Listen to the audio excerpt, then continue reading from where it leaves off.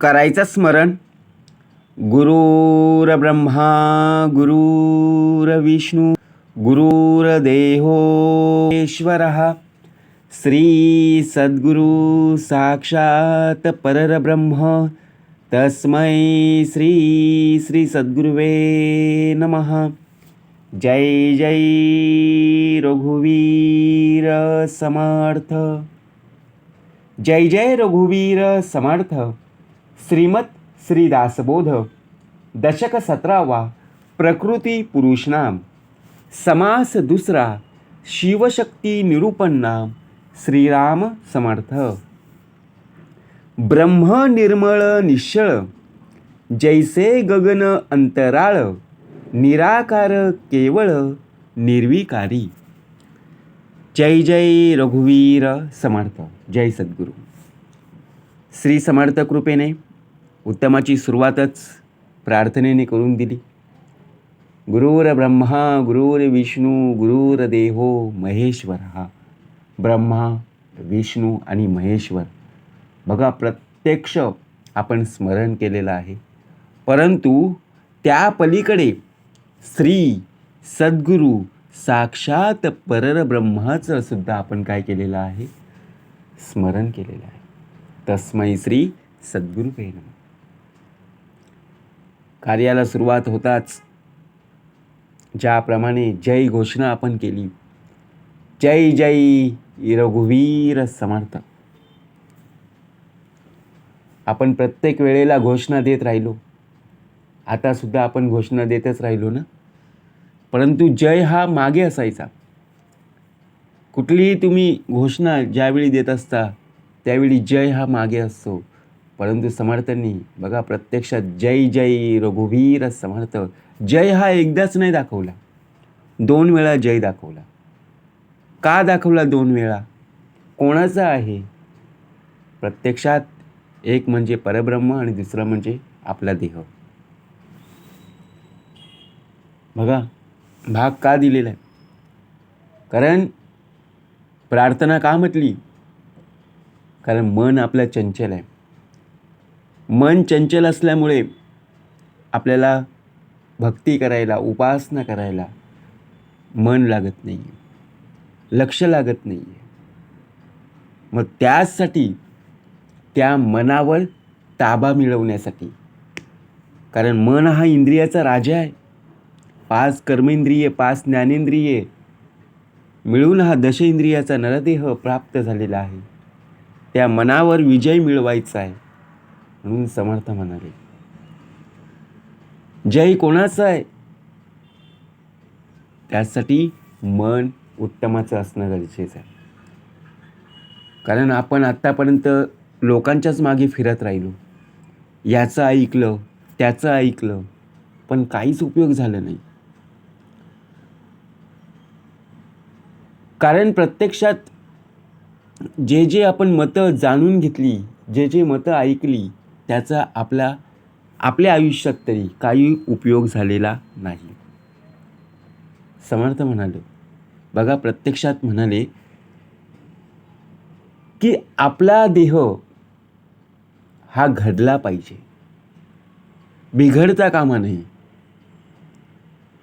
मग यासाठी समर्थांनी उत्तमाचं मत, ज्याप्रमाणे जे मत आहे श्रीमताचं, खुद्द भगवंताचं मत,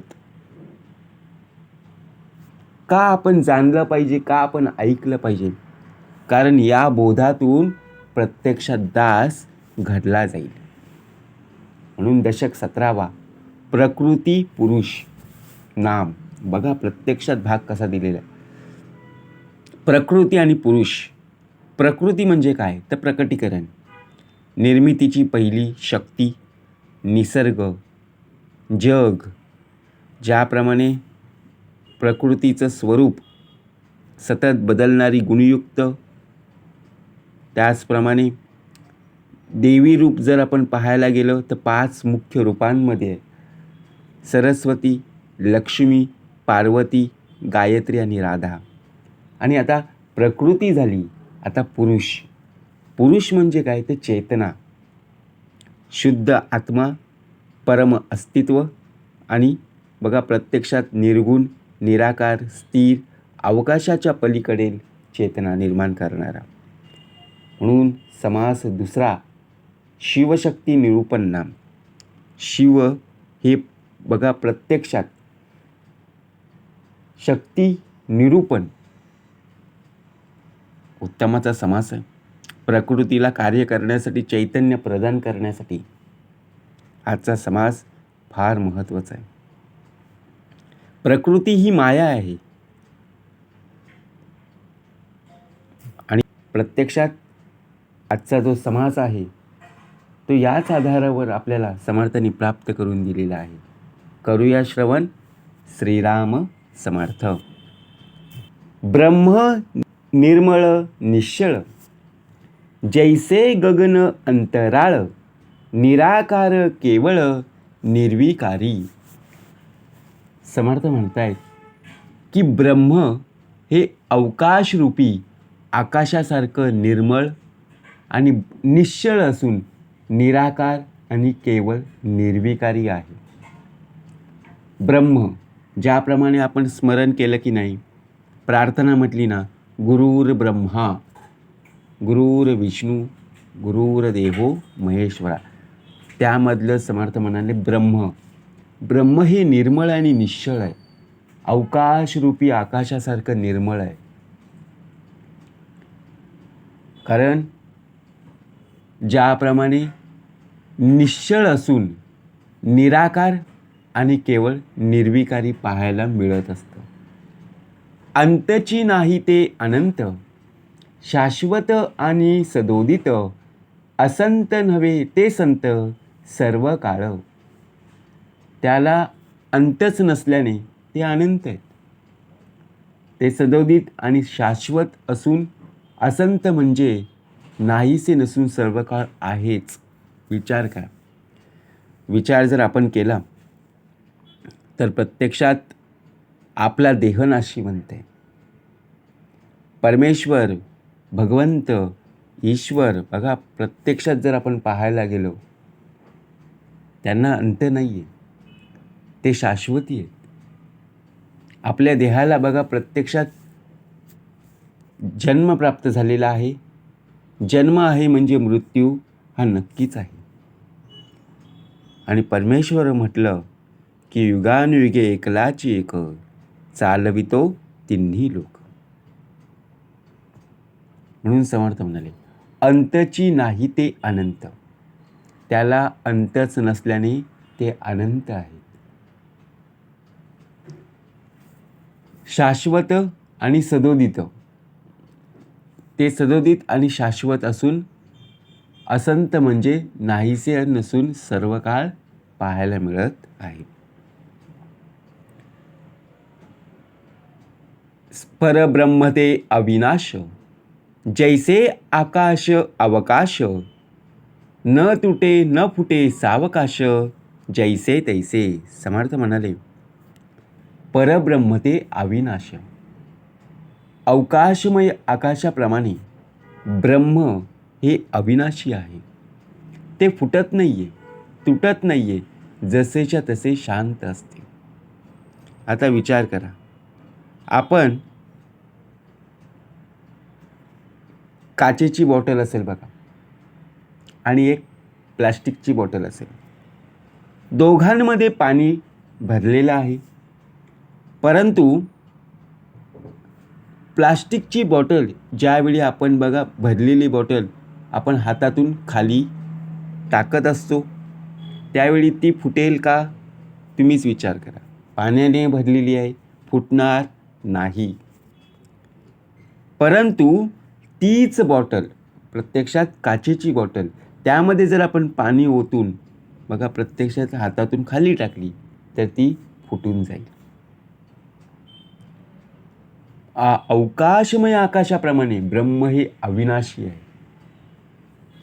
तेथे ज्ञान ना अज्ञान, तेथे स्मरण ना विस्मरण, तेथे अखंड निर्गुण निरावलंबी. समर्थ म्हणाले ब्रह्म हे ज्ञान आणि अज्ञानाच्या पलीकडचं आहे. त्याच्या ठिकाणी स्मरण नसते, आणि विस्मरणही नसते. ते अखंड निर्गुण असून आणि निरावलंबी म्हणजे कशावरही अवलंबून नसणारं आहे. का भाग द्यावा लागला समर्थ म्हणाले? कारण ब्रह्म हे ज्ञान आणि अज्ञानाच्या पलीकडचं आहे. आपला देह हा अज्ञानामध्ये आहे. अज्ञानातून आपल्या देहाला बाहेर काढायचं आहे. मग जेव्हा आपला देह अज्ञानातून बाहेर पडेल तेव्हा काय शिल्लक राहील? ज्ञानच. परंतु त्याच्या ठिकाणी स्मरण नसते. मग आपला देह स्मरणामध्ये आहे का हे प्रथम जाणून घेतलं पाहिजे. मग आता स्मरण कोणाचं करावं की ज्यातून आपल्याला सामर्थ्य प्राप्त होईल? म्हणून समर्थ म्हणाले ब्रह्म विष्णू महेश्वर, परंतु त्यांच्या पलीकडे असणारा श्री सद्गुरू साक्षात परब्रह्माचं ज्यावेळी आपण स्मरण करू ना, तेव्हाच खरं आयुष्य काय आहे प्रत्यक्षात जर आपण पाहायला गेलो, गुरु पाहता पाहता लक्ष कोटी. अनेक प्रकारची गुरु आपल्याला पाहायला मिळतील, परंतु सद्गुरू मात्र एकच आहे. तेथे ज्ञान ना अज्ञान, तेथे स्मरण ना विस्मरण. आपलं स्मरण कुठे असतं आणि आपलं विस्मरण कुठे होत असतं हे पाहणं गरजेचं. ज्या ज्या वेळेला आपला देह हा एकटाच घरामध्ये असतो त्या वेळेला बघा प्रत्यक्षात आपला देह स्मरणामध्ये आहे का हे पाहणं गरजेचं आहे. कारण काय होतं, एखाद्या वेळी ज्यावेळी बघा आपल्याला सर्व काही प्राप्त होतं त्यावेळी आपण काय विचार करतो, अरे मला सर्व काही प्राप्त झालेलं आहे, आता मला कोणाचीही गरज नाही. मग बघा आपण प्रत्यक्ष देवाला सुद्धा विसरून जातो.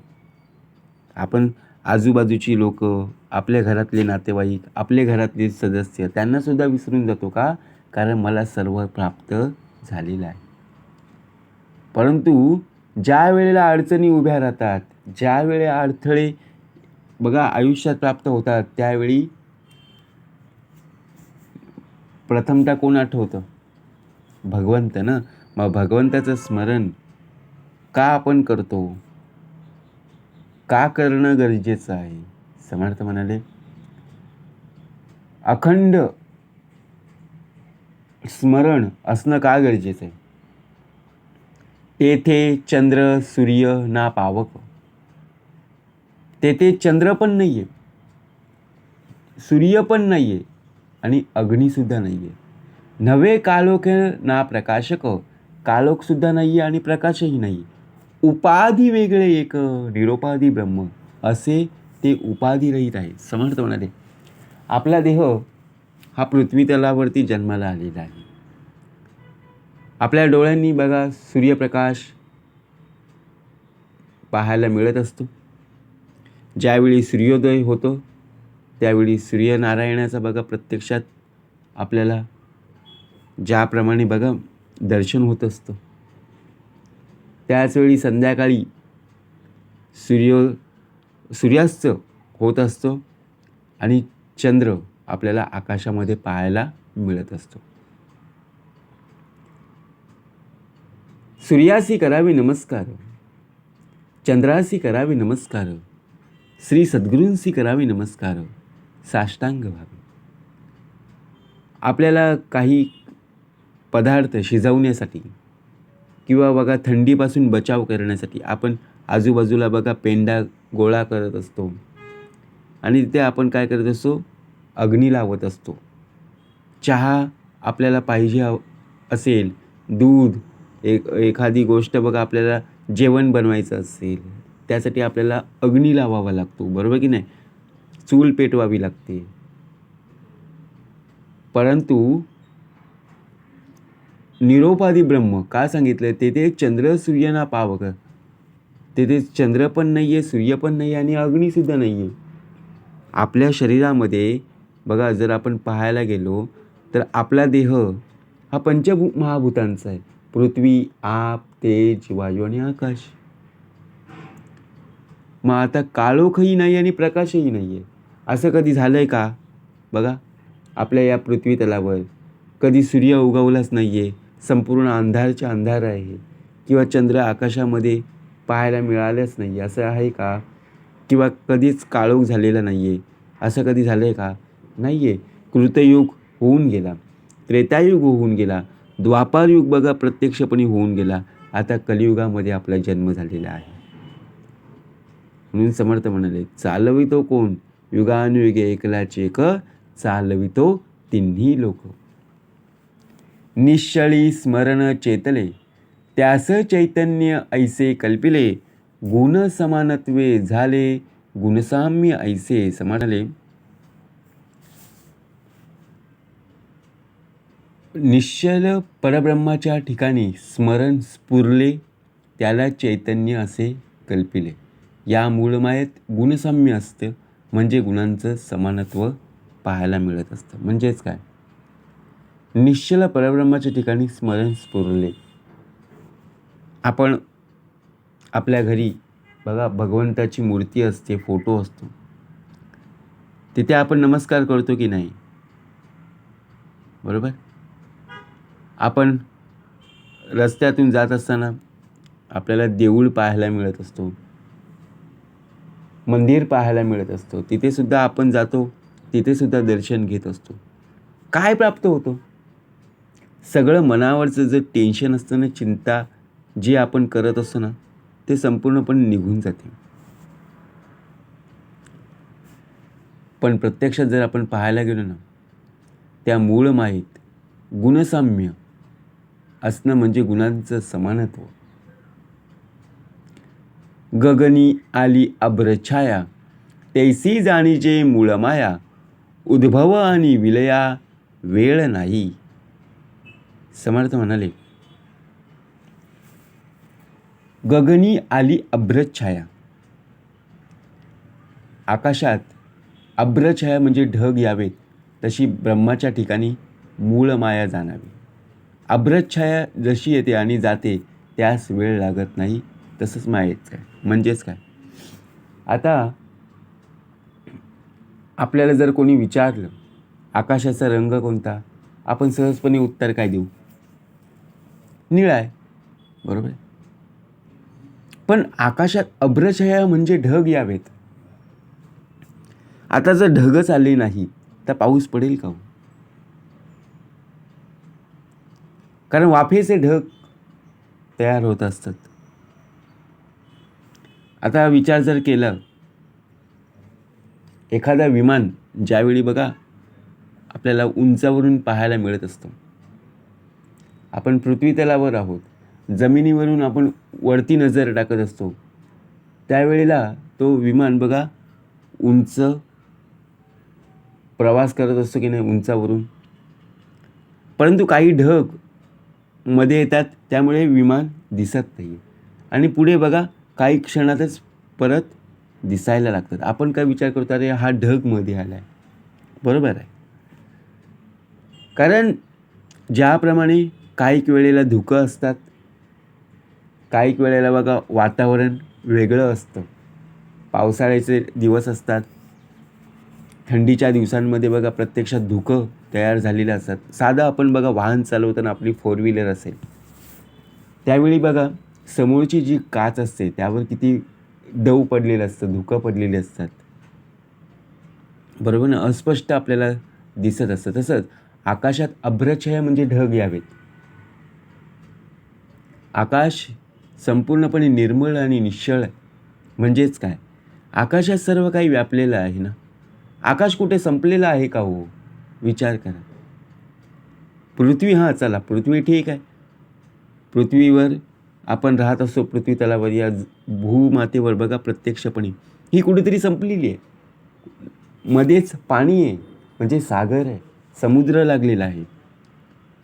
परंतु जिथे समुद्र आहे तिथे आकाश संपलेलं आहे का हो? नाही आहे. या आकाशामध्ये सर्व काही व्यापलेलं आहे. म्हणून समर्थांनी उत्तमतम श्लोक आपल्याला प्राप्त करून दिलेला आहे ना. आकाशात पतितं तोय यथा गच्छति सागरम, सर्वदेव नमस्कारम केशव प्रति गच्छति. का सांगितलं? सर्व आकाशामध्येच व्यापलेलं आहे. पृथ्वीसुद्धा, समुद्रसुद्धा, निसर्गसुद्धा. का? कारण आपण इथे राहत आहोत. उद्या मुंबईला गेलो, तिथं आकाश संपलेलं आहे का? नाही आहे. किंवा कोल्हापूर, सोलापूर, सांगली कुठेही आपण गेलो तरी आपल्याला तिथे पाहायला मिळणारच आहे. म्हणून समर्थ म्हणाले, आकाशात अभ्रछाया म्हणजे ढग यावेत, तसेच ब्रह्माच्या ठिकाणी मूळ माया जाणावी. अभ्रछाया जशी येते आणि जात असते त्यास वेळ लागत नाही. आता जर आपण विचार केला की ज्याप्रमाणे उद्भव आणि विलया म्हणजे समर्थ म्हणाले, ज्याप्रमाणे ढग असतात बघा, ढग ज्यावेळी येतात त्या आकाशामध्ये आपण पाहत असतो. काही वेळेला डोंगरावरती बघा, आपण आपल्या घराच्या बाजूला डोंगर असतं आणि त्या आकाशामध्ये जर पाहायला गेलो ना तर अनेक प्रकारचे चित्र आपल्याला पाहायला मिळत असतात. बघा, कधी निरीक्षण जर आपण केलं ना तर एक प्रकारची आपल्याला आकृती पाहायला मिळत असते. निर्गुणी गुण विकारू तोची षडगुणेश्वरू अर्धनारी नटेश्वरू तयास म्हणजे. समर्थ म्हणाले, आजच्या या समासामध्ये असंच वर्णन करून दिलेलं आहे की आयुष्यात शिवशक्ती निरूपण का भाग द्यावा लागला. निर्गुण आणि गुणविकार, निर्गुणांच्या ठिकाणी जो स्मरणरूपी गुणविकार निर्माण झालेला आहे तोच षडगुणेश्वर, त्यालाच अर्धनारी नटेश्वर आपण म्हणत असतो ना, बरोबर की नाही. म्हणून अर्धनारी नटेश्वर म्हणजे काय, प्रकृती पुरुष भाग का द्यावा लागला.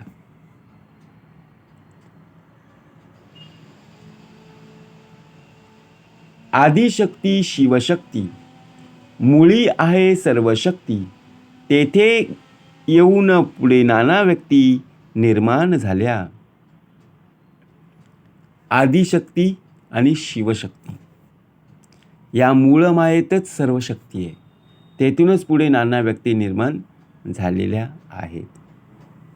आपल्याला बघा, प्रत्यक्षात एखादा आपला देह अस्थिर होत असतो, डळमळीत होत असतो, परंतु आपण ज्याप्रमाणे श्रवण ऐकत असतो, ज्याप्रमाणे देवाची भक्ती करत असतो, एक प्रकारे आपल्यामध्ये ऊर्जा निर्माण होत असते.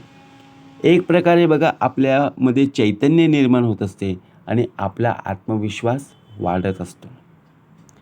जर आपण बघा एखाद्या विषयाची माहिती जाणून घेतली आणि तो प्रश्न आपल्याला कोणी विचारला तर आपण चटकन सांगतो की नाही, कारण का त्या विषयांची आपण पूर्वतयारी केलेली आहे.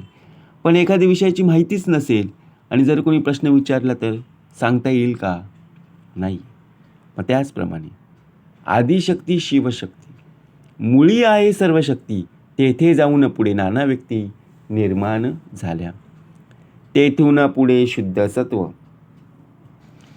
रजतमाचे गुणत्व तयास म्हणजे महतत्व गुणक्षोभिनी. आता गुणांचं वर्णन समर्थाने उत्तमाचं प्राप्त करून दिलेलं आहे. तेथून पुढे शुद्ध सत्व, तेथून पुढे शुद्ध सत्व सांगितलं. रजतमाचे गुप्तपणे अस्तित्व असते. आता रजोगुण आहे, तमोगुण आहेत आणि सत्वगुण आहेत. मग तेथून पुढे शुद्ध सत्व म्हणजे सत्वगुण, रजतमाचे गुप्तपण आणि त्यालाच महतत्व म्हणजे गुणक्षोभिनी म्हटलेलं आहे. आता आपला देह कोणत्या गुणांमध्ये आहे? सत्वगुणांमध्ये आहे, तमोगुणामध्ये आहे, का रजोगुणामध्ये आहे? पाहावे आपणासी आपण. मुळी असेची ना व्यक्ती, तेथे कैची शिवशक्ती, ऐसी म्हणाल तरी चित्ती सावधान असावे. आता कोणाला सावधान केलेलं आहे? समर्थ म्हणाले, मूळ मायेत व्यक्तीच नसते. ज्याप्रमाणे बघा, प्रत्यक्षात जर आपण पाहायला गेलो ना, मुळी असेची ना व्यक्ती, ज्याप्रमाणे तेथे कैची शिवशक्ती, पण तेथे शिवशक्ती कशी असेल असेही म्हणाल तर सावध होऊन ऐका. मूळ मायेत व्यक्तीच नसते. आता आपल्या देहामध्ये बघा, आपल्या शरीरामध्ये जर अंतरीचा अंतरात्मा नसता, नीट ऐकून घ्या, समर्थ म्हणाले, आपल्या देहामध्ये जर अंतरीचा अंतरात्मा नसता तर आपल्याला चालता आलं असतं का हो? कोणाशी बोलता आलं असतं का हो? तेथे शिवशक्ती कशी असेल विचार करा. ब्रह्मांडावरून पिंड अथवा पिंडावरून ब्रह्मांड, अधोर्ध पाहता निवाड कळो येते. समर्थ म्हणाले, ब्रह्मांडावरून पिंड आणि पिंडावरून ब्रह्मांडाचा असा अधोर्ध्व म्हणजे विषयाकडून आत्म्याकडे याचप्रमाणे विचार केला की निवाडा कळून येत असतो. आता ब्रह्मांडावरून पिंडाची परीक्षा घ्यायची आणि पिंडावरून ब्रह्मांडाची परीक्षा घ्यायची. जसा आपला देह आणि अंतरीचा अंतरात्मा, आपण जर चांगले वर्तन केले, चांगलं कार्य केलं, लोकांना आपला देह दिसणार आहे. आणि आपल्या हातून जरी वाईट घडलं किंवा आपण वाईट कार्य केलं तरी आपला देहच दिसणार आहे.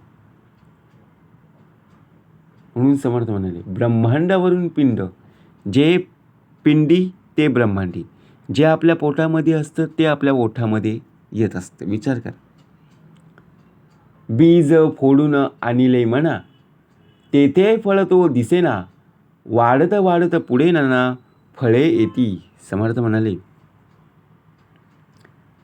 फळ फोडिता बीज दिसे, बीज फोडिता फळ नसे. आता विचार जर केला, अनेक प्रकारची झाडं आपल्याला पाहायला मिळत असतात. आंब्याचं झाड असेल, सफरचंदाचं झाड असेल, पेरूचं झाड असेल, अनेक प्रकारची आपल्या आजूबाजूला अंगणामध्ये, बरोबर की नाही, फुलांची फळांची झाडं पाहायला मिळत असतात. परंतु फळ फोडिता बीज दिसे. एखादं फळ ज्यावेळी आपण बाजारातून आणतो, चला उदाहरण द्यायचं म्हटलं, कलिंगड असेल बघा, आणलात की नाही कधी घरी? बरोबर, नक्कीच ना. आणला असेल तर बघा, ज्यावेळी आपण कापल्यानंतर वरून तो हिरवागार असतो, आतून बघा उत्तम असा लाल भडक असतो आणि त्यामध्ये बिया असतात की नाही.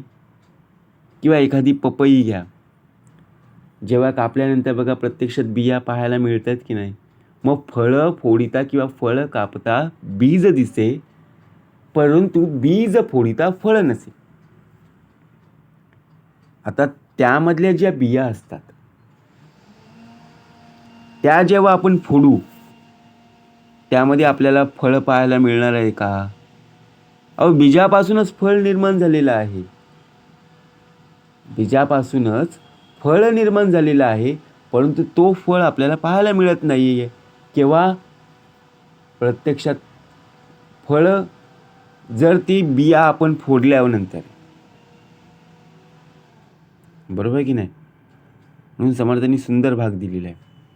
बीज फोडून आणिले म्हणा, तेथे फळ तो दिसेना.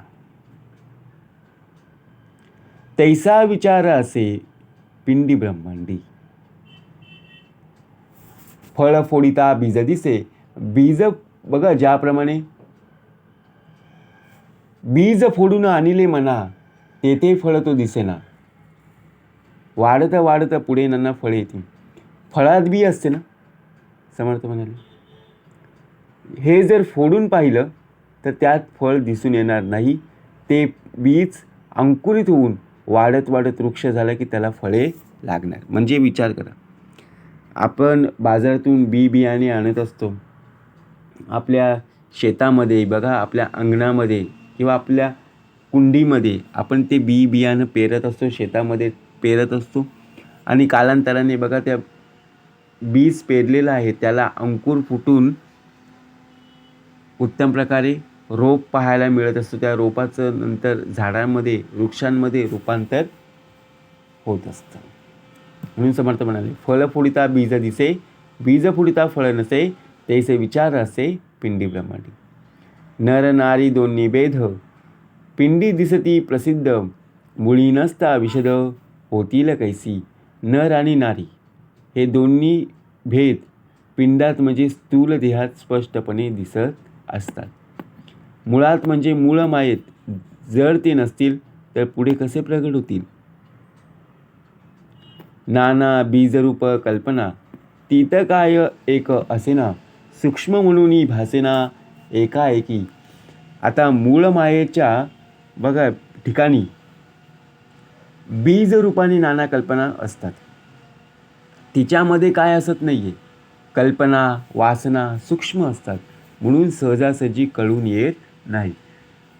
आता एखादं आपण रस्त्याने जात असताना त्या झाडाला फळं फुलं आलेली नाही आहेत, परंतु त्या झाडाच्या आजूबाजूने जरी आपण गेलो ना तरी आपल्याला त्या झाडाच्या पानांवरून फांद्यांवरून बघा आपल्याला समजतं, सुवाससुद्धा येत असतं की हा काजूचा झाड आहे, हा आंब्याचा झाड आहे. कारण का? कारण नाना बीजरूप कल्पना, बियाणं पेरलेलं आहे. मूळ मायाच्या ठिकाणी बीजरूपाने नाना कल्पना असतात. स्थूळाचे मूळ ते वासना, ते वासना आधी दिसेना, स्थूळा वेगळा अनुमानेना सकळ काही.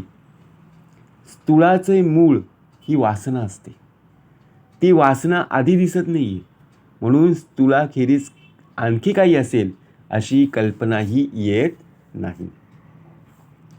कल्पनेची सृष्टी केली, ऐसी वेदशास्त्रे बोलिली, दिसेना म्हणून मिथ्या केली, न पाहिजेत की. बघा, कल्पनेनी सृष्टी केल्याचं वर्णन पाहायला मिळत असतं, परंतु ते दिसत नाही ना. आता विचार करा, आपण डोक्यामध्ये काय विचार करत आहोत, मनामध्ये काय विचार करत आहोत, हे समोरच्या व्यक्तीला कळेल का हो? नाही कळणार. कारण तुम्ही काय करत आहात, विचार करत आहात, कल्पना करत आहात. झोपेमध्ये स्वप्न पाहत बघा, प्रत्यक्षपणे आपण काय पाहिलं ते जागेपणी आपल्याला कळत नाही आहे, बरोबर की नाही. तुम्ही कल्पना करत आहात. ज्यावेळी तुम्ही वास्तवाशी म्हणजे काय, तुम्ही वास्तविकता स्वतःहून तुम्ही काही करायला जाल तेव्हा ते लोकांना दिसेल ना. म्हणून कल्पनेने सृष्टी केल्याचं वर्णन येते, परंतु ते दिसत नाही म्हणून मिथ्या केली असे समजता कामा नाही. पडदा एका एका जन्माचा, तेथे विचार कळे कैचा, परंतु गुणत्व हा नेमाचा ठाव आहे. प्रत्येक जीवाला अनेक जन्म घ्यावे लागतात. एकेका जन्मामुळे एक एक पडदाच जणू उत्पन्न होत असतो. मग ब्रह्मासंबंधीचा विचार कसा करणार. परंतु सिद्धांताच्या गोष्टी नेहमीच गूढ असतात.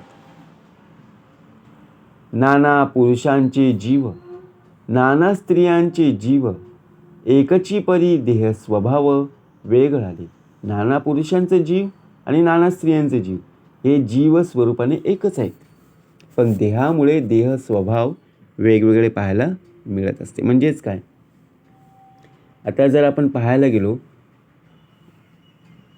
पुरुषांचं बघा शरीर असेल, त्या पुरुषांच्या शरीरामध्ये सुद्धा भगवंत तोच आहे. तोच बघा प्रत्यक्षपणे भगवंत स्त्रियांच्या शरीरामध्ये आहे, परंतु देहामुळे देह स्वभाव वेगवेगळे पाहायला मिळत असतात. नवरीस नवरी न लगे, ऐसा भेद दिसो लागे, पिंडावरून उमगे ब्रह्मांड बीज.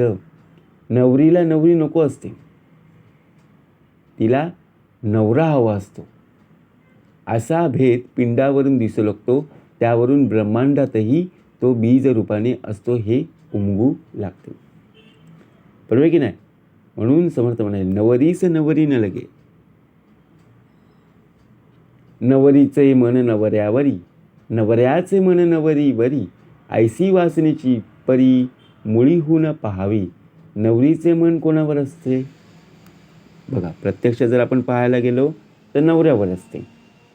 असा भेद पिंडावरून दिसू लागतो. त्यावरून ब्रह्मांडातही तो बीज रूपाने असतो. नवरीचे मन नवऱ्यावरी आणि नवऱ्याचे मन नवरीवरी. वासना मुळीची अभेद, देहासंबंधे झाला भेद, तुटता देहाचा संबंध भेद केला. समर्थ म्हणाले, वास्तविक मूळ वासनेमध्ये अभेद असतो. ज्याप्रमाणे स्थूल देहाच्या संबंधामुळे भेद उत्पन्न होत असतो आणि देहाचा जर संबंध सुटला की बघा प्रत्यक्षात भेद निघून जाते.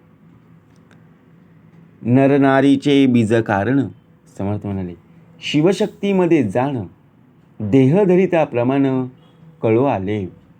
नरनारीचे बीज कारण हे शिवशक्तीमध्ये असते.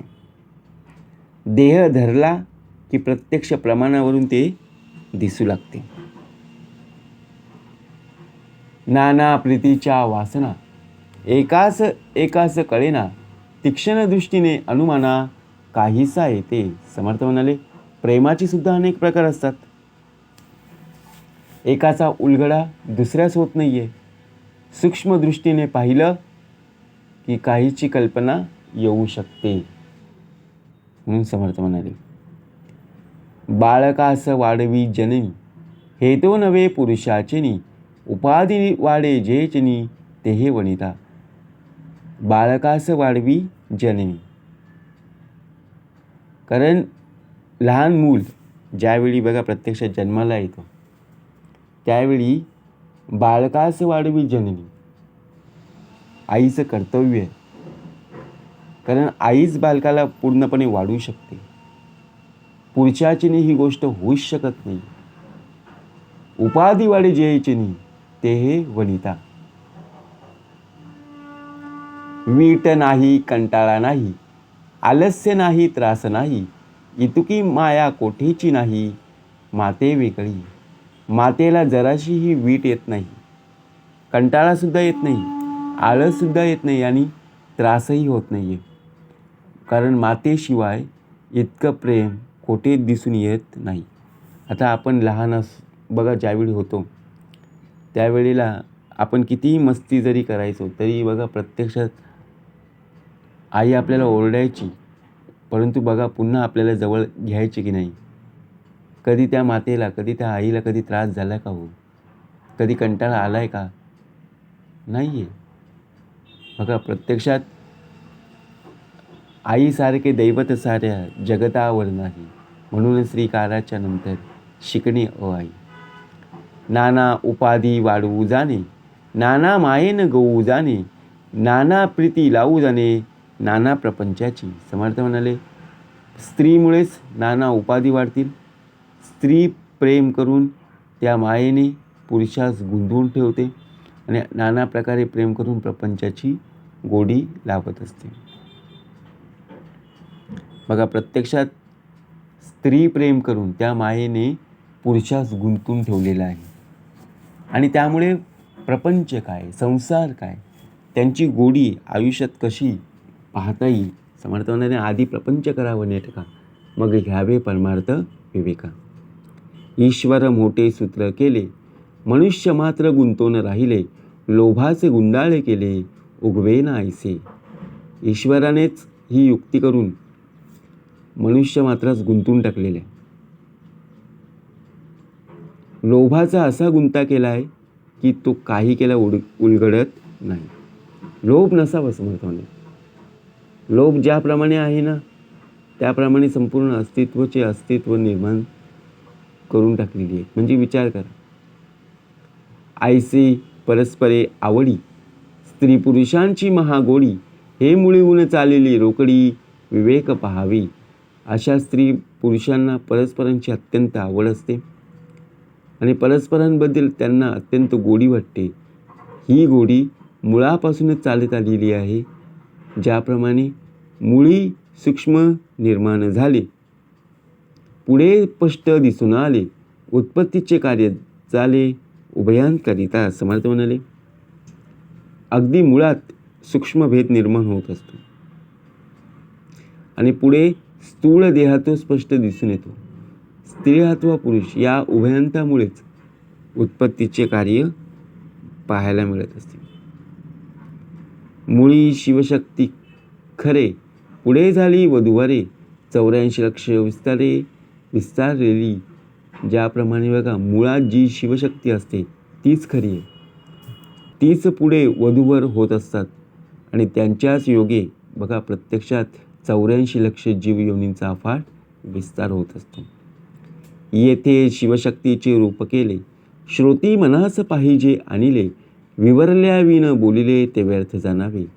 याप्रमाणे तेथे शिवशक्तीचं रूप वर्णन केलेलं आहे.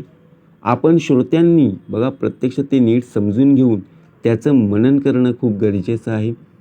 नीट विवरण केल्या वाचून बोलल्या असता ते सर्व व्यर्थच आहे, हे जाणून घेतलं पाहिजे. म्हणून समर्थ म्हणाले, येथे शिवशक्तीचं रूप श्रोती मनास आणि जे बोलिले, विवरल्या विन बोलिले ते व्यर्थ जाणावे. इति श्री दासबोधे गुरु शिष्य संवादे शिवशक्ती निरूपण नाम समास दुसरा. जय जय रघुवीर समर्थ.